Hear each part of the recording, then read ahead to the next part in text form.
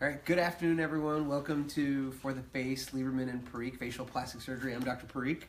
We're honored to have a very special guest today, the wonderful, very intelligent Jan Marini, founder of Jan Marini Skin Research, is joining us today. And we just had a nice fireside chat with her, learning about a lot of science, a lot of new breakthroughs, and also what sets their skincare products apart and why we believe in them for our patients and recommend them as an adjunct to any care that they receive here in our office. Anyone who joins us today gets a free Cleanzyme face cleanser if they buy any Jan Marini product this month, and we look forward to seeing you at the office. Jan's going to do something really interesting today. She's going to do a skincare consult on me, on my face and my skin, and I'm sure she's going to dig in deep and ask me a lot of questions on how I take care of my skin, and hopefully I'll surprise her, but we'll go from there. Thank you for being here. Well, it's my pleasure. What a lovely staff and what a lovely office. So I really enjoyed chatting with you today. So I'm going to ask you, if you don't mind, I'm going to ask you some questions. Absolutely. If there was something you could change or improve about your skin, what would it be? I think any South Asian would probably tell you the dark circles under their eyes bother them. Okay. I am starting to see some fine lines at kind of my crow's feet, and then the oiliness of my skin. Okay. Anything else?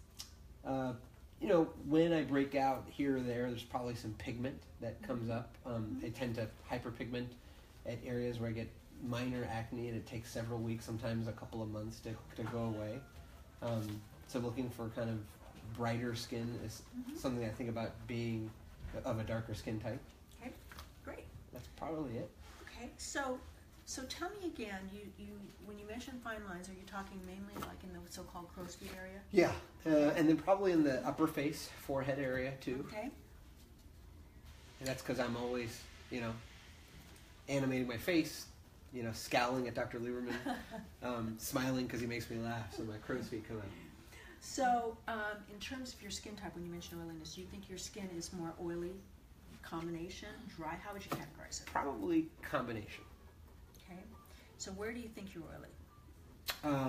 Mainly central forehead, kind of down to the nose. The alar, or the sides of my nose, are kind of the most oily areas. And then I don't feel like I'm oily in the cheeks or in the malar area. Okay. So you feel like you're more normal in that area? Yep. And when you feel like it's oily, is it something where you feel like you kind of want to blot all day, or do you feel like it's just more toward the end of the day? I think it's more towards the end of the day. Okay. And I do think a lot of our days are spent wearing surgical masks, so I think our skin doesn't really get to breathe as much, which I think contributes to the glands probably getting clogged, the pores getting clogged, and contributes or exacerbates that oiliness. Well, I want you to know you look like you have really beautiful skin. Well, thank you. So, did you ever have acne as a teenager? Not severe, but we had a conversation about turmeric today, and I'm Indian, and when I did have acne, my parents would have me put a light bit of turmeric and chickpea powder on my skin to help with the acne, and it actually made a huge difference. I didn't have to go on any prescription medication, as a teenager or as a young adult for acne. Well, those of you who are listening, this is really interesting. Women can have acne their entire life. In fact, it's an epidemic among women in their 20s, 30s, 40s, and beyond. Men typically don't have acne past the age of 23, and the reason is that's when they get terminal beard growth. The beard gets its full diameter, pushes everything out of the follicle. Right. So you're lucky. How about sunbathing? Were you ever a sunbather? I grew up in South Florida, in a time where sunscreen wasn't pushed as much as it is now. But it's not like I went out and tried to get a tan. So I spent a lot of time in the sun just because of growing up, next to the ocean. So tell me what you use in the morning. What do you clean your face with? So you'll be surprised, and I'm totally telling the truth because I've known Jenny Smith for 5 years, and Jenny Smith is our wonderful representative with Jan Marini. So I actually use the kit. Okay. And I use the Siesta. So the BioGlycolic Facial Cleanser. The cleanser. The Siesta. The Siesta. And the BioClear. The BioClear and the Transformation face cream. Okay. I'm not as good about putting sunscreen on as I should be every day.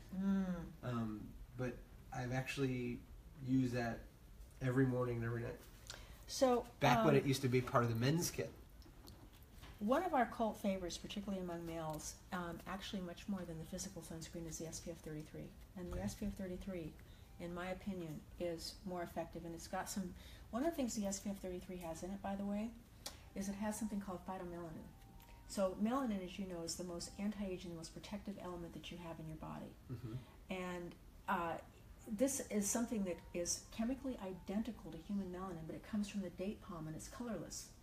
And so when we add it to the sunscreen, can't make the claim for it because it's not an actual sunscreen, but it gives tremendous extra sun protection. We also have something in there called beta-glucan 1-3, which attaches to Langerhans cells and actually helps to prevent those cells from being compromised when they're trying to defend you from UVA radiation. And there's a lot of other things in that.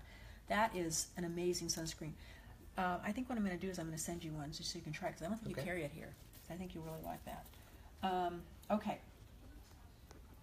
So, let me talk a little bit. You already know this, but let me just talk a little bit about sort of kind of the approach on skin rejuvenation. And when I use the term skin rejuvenation, I'm really talking about all the kinds of concerns that people typically have. That could be fine lines and wrinkles. That could be the skin texture, you know, the size of your pores. It can be mild to moderate acne. It can be rosacea. It's all things we want to address because we want our skin to look kind of airbrush and to have that sort of red carpet glow. So when we talk about skin rejuvenation, usually there's 3 areas that I want to address. Number 1 is something called resurfacing. Mm-hmm. So resurfacing is where we use an acid or combination of acids on a daily basis and to help address some of those common skin concerns and to give that skin that really refined airbrush look, that glow. Secondly, we want to use topical agents that actually have the ability to target some of that damage that is in the skin, that's programmed in the skin. You know, most of the damage we see in our lifetime happened before the age of 10, at least 50% before the age of 20, and it just takes 10, 20, 30 years to show up. So we want to be able to target that. And then we also want to have topical agents that can help to prevent future damage. And in addition, actually there's a number 4, but in addition, maybe address more in a more focused manner some of an individual's specific concerns. So in addition to your program, what I would recommend for you, actually a couple of things. First of all, I would recommend something called Luminant, because you talked about wanting your skin to be brighter. Right. Now, Luminant is a product that has what we call tyrosinase inhibitors, which go after pigment.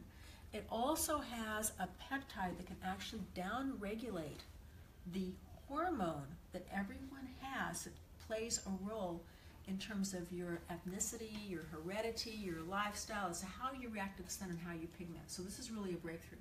And it has turmeric, which is a really, really good tyrosinase inhibitor. It's also anti-inflammatory, and as you mentioned, it's even good for acne. And this is a product that has retinol in it.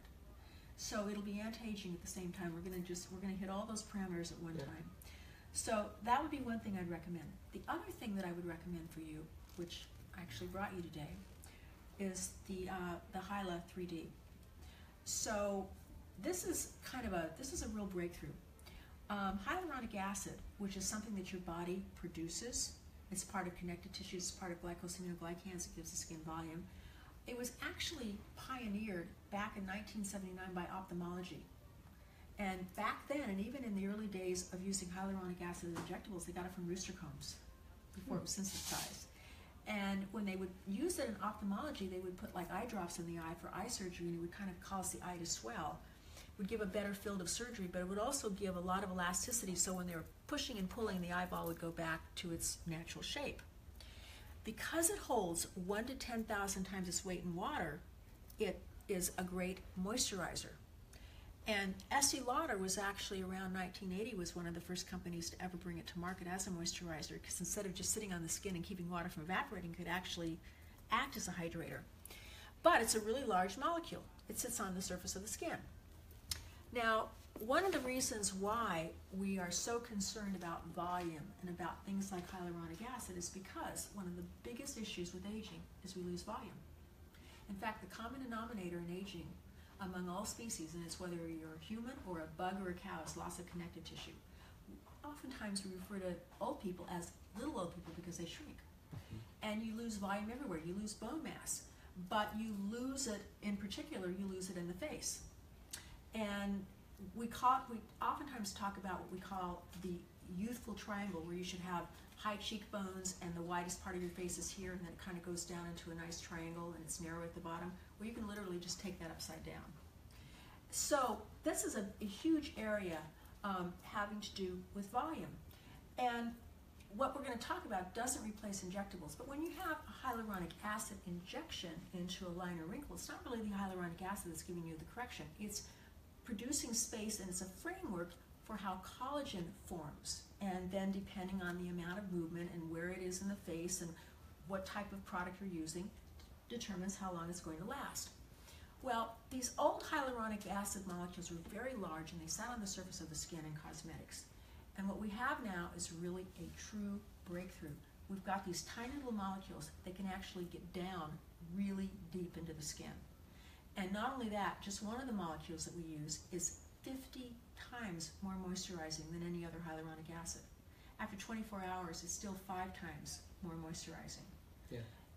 And we also have some other types of ingredients that can even deliver it even deeper in the skin. So we get a 3D volumization. It doesn't replace injectables, but it just makes the face look so much plumper and kind of more velvety and like it has more substance. Would you say that's a nice supplement to someone who's getting filler injections? You know, they come in, they're getting mid-face filler, or filler around the mouth, or even filler around the eyes. Yes, because and you can put that on to increase the result, or as synergistic. Absolutely, because you're using this around over the entire face. We also make a product specifically for the lips that goes right up to the nasal area, because lips are a whole other issue. By the age of 60, roughly 80% of females will lose the show of upper teeth, so the lip elongates, the platysmal muscle pulls the corners down, and as you lose that nice, firm vermilion border and the lips just start to look elongated, and you get vertical lip lines. Right. So this goes along with fillers, it goes along with lip shortening, it goes along with all of the different kinds of issues that we want to address. Yeah. And it really is a breakthrough. The product, the nice thing for you is that this product, you won't even know you have it on the skin, you won't even be able to feel it. It just literally sucks in, it disappears. It's a very thin gel. So you can use it right along with your system, right along with your luminant, and you're good to go. All right. Well, that's great. Well, thank you so much for the information. I think I have 2 things to add to my regimen of, every morning and every evening now. We look forward to you coming to the office and learning more with Colleen. She's kind of our expert when it comes to Jan Marini skincare research and also just taking great care of your skin. We look forward to anyone joining us, and if you have any questions, feel free to post them on Facebook.